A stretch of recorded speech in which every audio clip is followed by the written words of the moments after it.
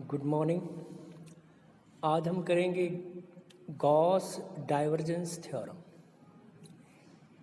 Gauss divergence theorem क्या है कि सरफेस इंटीग्रल और वॉल्यूम इंटीग्रल यानी पृष्ठ समाकलन और आयतन समाकलन को आपस में संबंधित करती है। स्टेटमेंट इसकी कुछ इस तरह से है कि surface integral in a close surface A dot D A is equal to divergence of A का volume integral over this volume B. अब इसको समझने के लिए देखिए कि इस स्टेटमेंट का क्या मतलब है कि मान लीजिए कोई एक आयतन है V, तो आयतन को बंद करने वाली सरफेस भी होगी जिसको क्लोज सरफेस कहते हैं आप, एस सरफेस जो बाहर वाली सरफेस होगी। तो वेक्टर फील्ड है मान लीजिए वहाँ पर A, तो डाइवर्जेंस ऑफ ए का इस पूरे आयतन पे किया गया इंटीग्रल ये बराबर होगा इस आयतन को बंद करने वाली जो सरफेस है इस पर वेक्टर का लिया गया सरफेस इंटीग्रल, या यूं कहिए ए डॉट डी ए होती है पास होने वाली फ्लक्स डी ए क्षेत्रफल में से। तो यदि आप इसको पूरी सरफेस पे जोड़ दें तो इस सरफेस में से जो नेट बाहर को निकलने वाली फ्लक्स है वो इस आयतन पर वेक्टर के डाइवर्जेंस के जोड़ के बराबर होगी। यही इसका मतलब है। या देखिए स्टेटमेंट किस तरह से लिखी है कि consider a volume V enclosed by bound surface S. We divide the volume V to infinitesimal pieces. Then the total flux emerging out from the closed surface S can be written as. अब देखिए इसका proof हम कर रहे हैं। इस बड़ी surface को इनक्लोज करने वाली जो सरफेस, आयतन को इनक्लोज करने वाली जो सरफेस है, इसमें से निकलने वाली जो टोटल फ्लक्स है, यदि हम इस आयतन के छोटे छोटे टुकड़े कर दें और हर छोटा आयतन जो है उसको इनक्लोज करने वाली जो सरफेस है उसको ए आई से लिखा है हमने, तो जितनी फ्लक्स छोटे छोटे क्षेत्रफलों से छोटे छोटे आयतनों को इनक्लोज करने वाले क्षेत्रफलों से नेट बाहर निकलेगी, टोटल फ्लक्स इस बड़ी आयतन V को इनक्लोज जो करने वाली है उसमें से उतनी ही बाहर निकलेगी।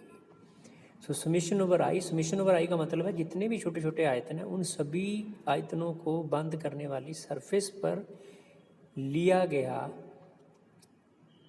इस ए आई डॉट डी ए आई का यानी जो फ्लक्स है उसका ये जोड़ है।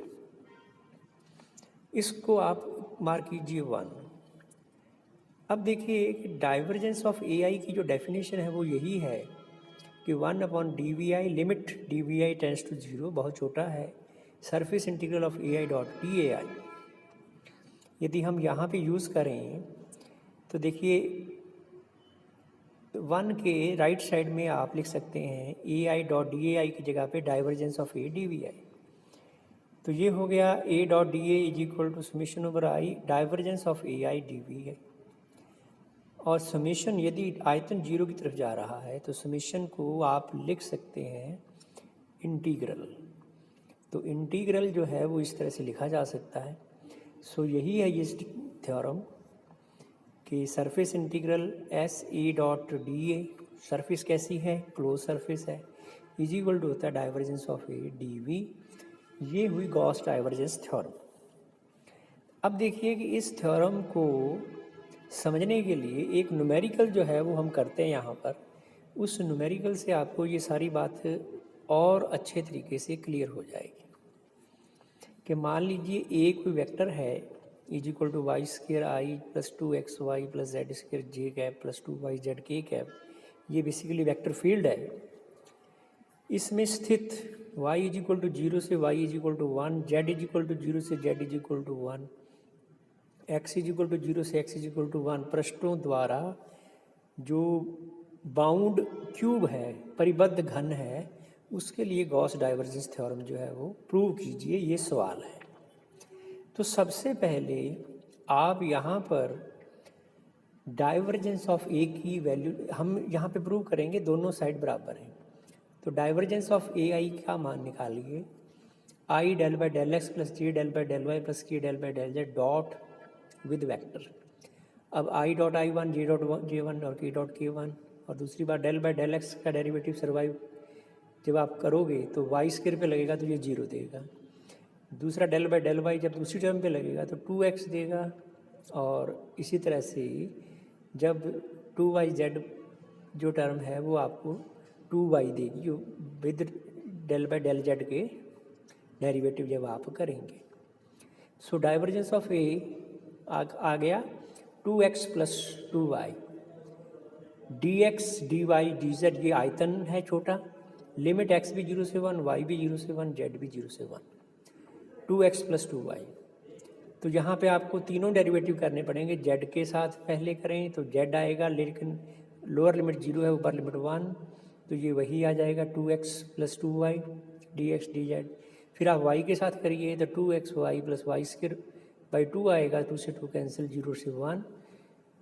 और फाइनली जब आप x पे डेरिवेटिव करेंगे तो सॉरी x पे इंटीग्रल करेंगे तो ये टर्म आएगी x स्क्वायर अपॉन 2, और y पहले एलिमिनेट हो जाएगा तो 2 से 2 कैंसिल, प्लस x 0 से 1 इज इक्वल टू 2।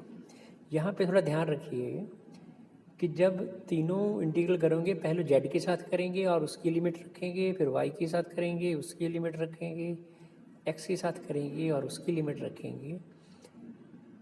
तो ये जो वैल्यू आ रही है वो आ रही है 2, यानी इस आयतन के लिए जो divergence of A D V जो है ये 2 के बराबर है। अब देखिए कि हमें ये प्रूव करना है कि ये जो साइड है ये बराबर है सरफेस इंटीग्रल, कौन सा सरफेस, क्लोज सरफेस। ये जो क्यूब देख रहे हैं आप एक्स वाई जेड में, तो ये क्यूब जो है वो x इज इक्वल टू 0 से 1, y भी 0 से 1, z भी 0 से 1। इस क्यूब को 6 सरफेसेस जो हैं वो बाउंड कर रहे हैं। तो इसमें से अब आप देखिए a डॉट डी एस, ये a डॉट डी एस किसके बराबर होगा, a डॉट डी एस किसको रिप्रेजेंट करता है, पास होने वाले flux. A B C D क्या है, A B C D surface में से। दूसरा इंटीग्रल है वो ओ जी एफ ई है, यानी इसके बैक साइड में। फिर ओ ए बी जी सरफेस, ई जो सरफेस है ई ओ सी एफ, जो थर्ड सरफेस है वो है ई डी सी एफ, और चौथी है ओ ए डी, चौथी सरफेस भी है इसी तरह से। यानी इस की जो 6 सरफेसेस हैं यहाँ पे वो 6 की 6 सरफेसेस लिखी गई हैं। A B C D surface, इसके बैक साइड में y इज इक्वल टू 0 वाली सरफेस, उसके दूसरी साइड में surface z is equal to 0, यानी ये 6 की 6 सरफेसेस का जो इंटीग्रल है वो यहाँ पे आपको निकालना पड़ेगा। तो सरफेसेस यहाँ पे इस क्यूब को जो कंट्रोल करने वाली 6 की 6 सरफेसेस हैं उसको यहाँ पे दिखाया गया है। तो यहाँ पे देखिए A B C D, O G F E, O A B G, E D C F, O A D E और बी सी एफ जी, ये हैं आपकी सरफेसेस जो कि इस क्यूब को इनक्लोज कर रही हैं। अब देखिए सबसे पहले पहली सरफेस यानी A B C D surface पर, A B C D surface कौन सी है, A B C D surface वो सरफेस है जहाँ पर x की वैल्यू 1 है। तो सबसे पहले आपको वेक्टर का मान जो है यहाँ पे रखना पड़ेगा, उसमें x इज इक्वल टू 1 रख दीजिए। तो जो भी वेक्टर की वैल्यू है, जो भी वेक्टर की वैल्यू है वहाँ पे वेक्टर की वैल्यू में x इज इक्वल टू 1 रख दीजिए, ये वेक्टर का मान है। तो Y square I cap plus 2y plus Z square J cap plus 2y Z cap, x की वैल्यू 1 आएगी इस सरफेस पर। फिर दूसरी बात आती है डी एस वैक्टर। ये जो डी एस वैक्टर है, डी एस वैक्टर क्या है, क्षेत्रफल एलिमेंट है। तो क्षेत्रफल की जो दिशा ली जाती है वो हमेशा सरफेस से लंबवत और इस आयतन से बाहर की ओर। तो यहाँ पे जो दिशा आएगी वो आएगी क्षेत्रफल की आई कैप वाली। और साथ में यदि आप इसमें छोटा क्षेत्रफल लेंगे इस A B C D surface पर, तो वो आएगा डी वाई डी जेड। तो यहाँ पर d y d z i cap, फिर i cap dot i cap 1, तो y square d y d z. इसको जेड के लिए जब करेंगे इंटीग्रल तो ये तो आएगा 1, वाई के लिए करोगे आप तो Y cube by 3, 0 to 1 limit, so ये हो जाएगा 1/3। तो पहली सरफेस से पास होने वाली फ्लक्स जो है वो 1/3 है। अब आती है इसके बैक साइड, कौन सी? ओ जी एफ ई सरफेस। ओ जी एफ ई सरफेस पर x = 0 है, क्योंकि ओ जी एफ ई पर x = 0 है। तो आप वेक्टर के मान में x = 0 रखेंगे। दूसरी बात, सरफेस क्षेत्रफल जो है वो दिया जाएगा, दिशा कौन सी आएगी? उस सरफेस से बाहर की ओर, यानी आयतन से बाहर की ओर निकलने वाली जो दिशा है वो माइनस आई कैप। और ये जो सरफेस है ये वाई जेड प्लेन के अंदर है, इसलिए छोटा जो क्षेत्रफल आएगा वो डी वाई डी जेड आएगा। अब आप इसका करिए इंटीग्रल, y और z दोनों 0 से 1 है और डी वाई डी जेड, तो डॉट प्रोडक्ट है आई कैप के साथ, तो आई कैप और आई कैप वाली टर्म 1 हो जाएगी, विद नेगेटिव साइन रहेगा माइनस की वजह से। तो ये मान जो आएगा वो -1/3। इसी तरह से अब देखिए थर्ड इंटीग्रल।